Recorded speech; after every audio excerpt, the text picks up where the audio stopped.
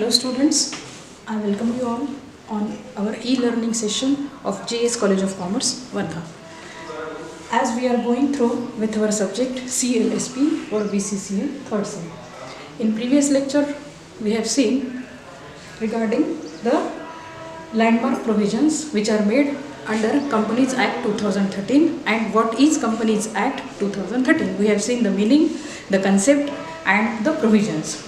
As again and again I am giving you the information that what is the meaning of prevailing Companies Act. It means the Companies Act which is in existence and the new companies who are formed or the companies who are already in existence, they are following the norms, the rules and regulations, the contents which are mentioned in the prevailing Company Act or in the prevailing company law. So right now we have to look or we will go through with the Companies Act 2013.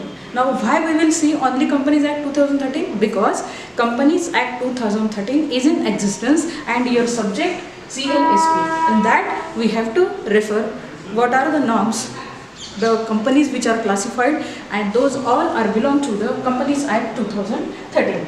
So in last lecture we have seen the landmark provisions made in Companies Act 2013, and as we are repeatedly saying that these provisions or these additions or some combinations which are made, these all things are considered while taking in consideration the last Companies Act. For example, the Companies Act 2013 having a base of Companies Act 1956, and before that all we have seen in the historical background of the Companies Act. Okay, because every Company Act has some lacunas or some difficulties, and to overcome from those difficulties or lacunas, every time the new recommendations which are received from the stakeholders or maybe from the businessmen or maybe from the persons who are directly or indirectly related with the business matters, it is considered. Means their recommendations are always considered while making certain amendments in the existing company law. So we are on that particular landmark provisions. We have seen that, but today we will see the classification of the companies, how the different companies are classified, as why there is a need of Companies Act, why every time the new company is law coming into existence, all we have seen. Because with the industrial revolution, okay, there was a need, means the only sole trading businessship and partnership business firm was not sufficient. So there was a need of company kind of business, and what is that company kind of business is, we can say it is a joint stock company, and not only joint stock companies, but there are the companies, various companies are classified, and these companies, this classification of companies is also known as different kinds or types of company. What are these different kinds or types of companies? So we will see here what are the different types and different kinds of the companies, because companies are classified, means the classification is having some base. Means here we will see on the basis of formation, on the basis of membership, on the basis of limited members, liability of the members, on the basis of control, on the basis of ownership and other companies. Still there is a need of other companies. So while looking into that, we will see this classification or kinds of the company. But in actual situation, you will find that only these kind of company, the companies on the basis of number of members are in existence. That is public company or a private company. Generally, the kinds of companies which we see regularly in our society, or we always hear that this kind of company, that kind of company, whether it is public, whether it is private, all this is considered in different classifications of the companies or different kinds and types of the company. Now we will come to the topic that different types of the company. Now first one is on the basis of formation. When a businessman want to form a unit or he want to start his own business, then he has to form a company. So on the basis of formation, The classification of the companies on the basis of formation again is having two types, that is unincorporated companies and corporated companies. Incorporated companies are generally, it is one of the type of the company, but when you actually want to start a business, at that time your company must be incorporated. It means you must receive an incorporation certificate from the government, then only your business is called a legal and formal kind of business. So unincorporated companies are those companies which are not registered under the Prevailing Companies Act. It means the Prevailing Company Act is Companies Act 2013. But the business entities or the business enterprises which are not incorporated under the Companies Act 2013, they are known as a unincorporated company. Then there may be, we can say there are any cooperative societies or a partnership firm which may be considered under incorporated company, because they have their different norms to start a new business. Now we will come to the corporated companies. Again, corporated companies have two types, statutory company and companies incorporated under Companies Act. Now, what is statutory companies? First of all, a statutory company is one which is formed or created by a special statute of the Parliament or the state legislature.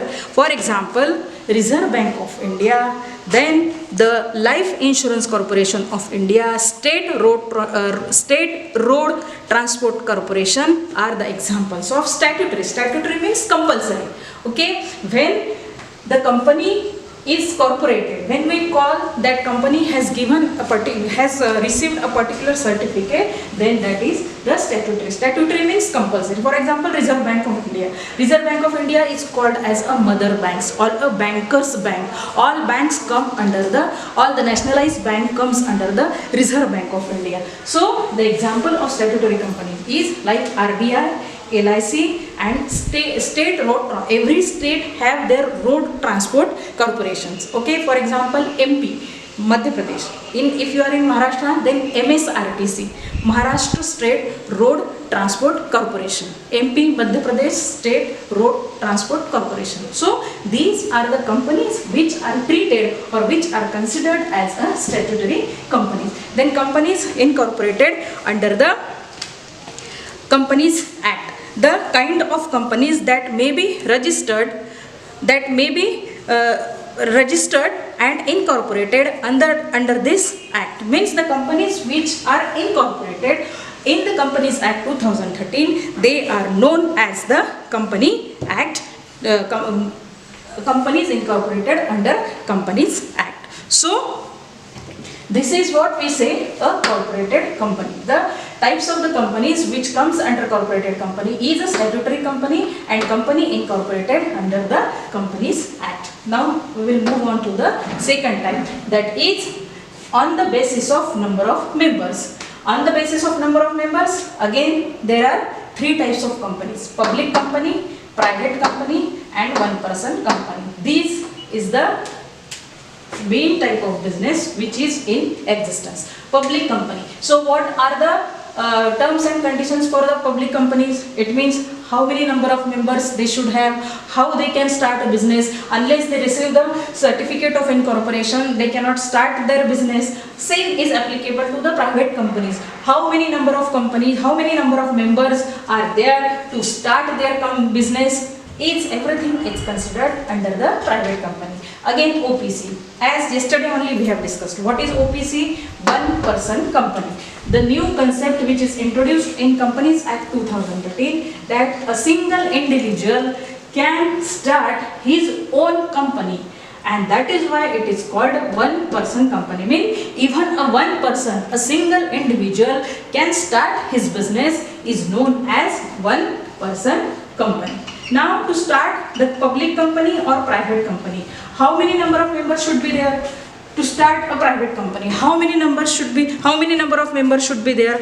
Everything that that is covered in this type of companies: public companies, private companies and OPCs. So every company, public or private, which is subsidiary of a public company shall also be deemed to the public company. See, every time you will find that a private company can get converted into public company. The only difference that when a businessman start his private unit, means if I want to open a construction business, okay, and if my company is private, then the name of the company is self-explanatory. It means, for example, AS Construction Company Private Limited. It means when the word private limited is included in the name of that company, it means it is very easy to judge for the people like you and me that that company is a private company. Okay, and public company and private company and one person company. Public company can get converted into private? No, private company can get converted into public company. So on the basis of members. Then on the basis of liabilities of member, it is again having two parts, limited company and unlimited company.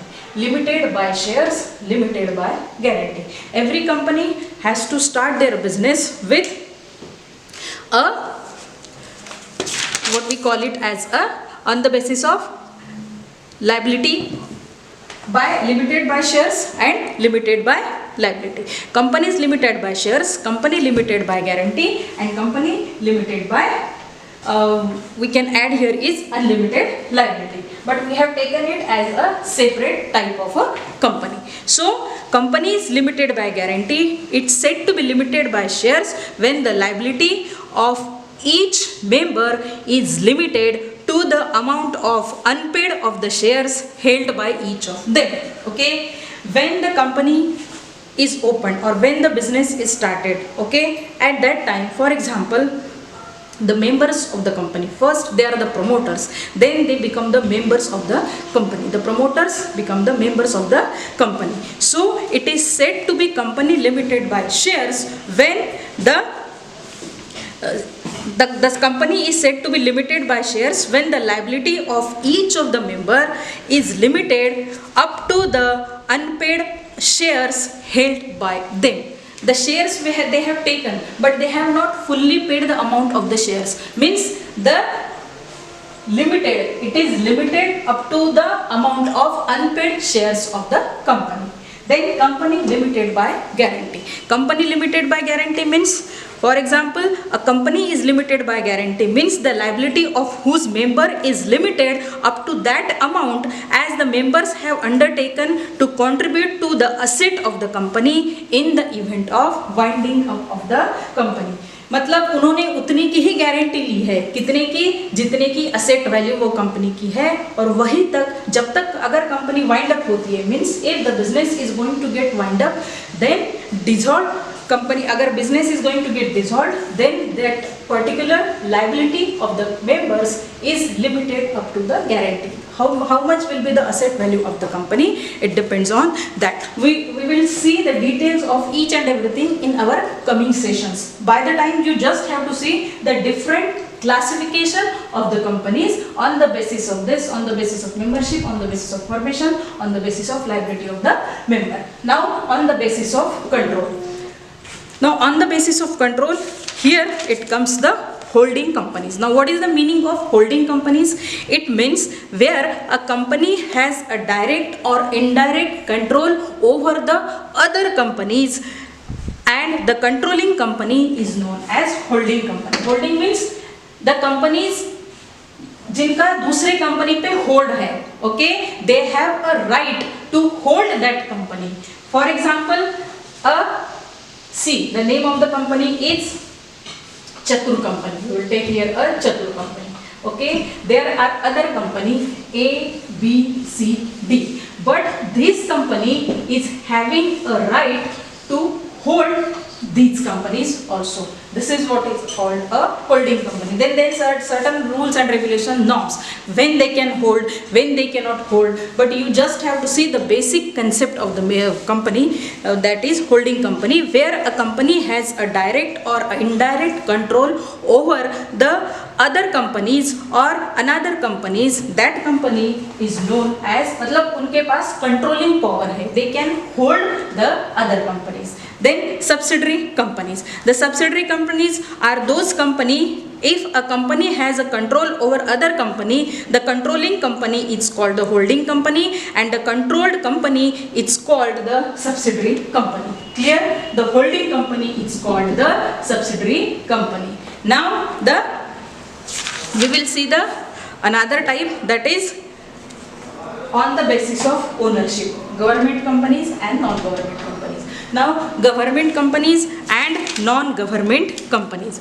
A subsidiary of a government company under the Companies Act 2013 under section 2, under section 45, a government company has a separate legal entity from the government forming it. The Supreme Court of India has held that though a company may be fully owned by the government, it has a separate entity. Government departments or a government establishment, for example income tax department, okay, sales tax department, these are considered as a such kind of companies. Then other companies, charitable companies, small companies, charitable means NGOs, okay.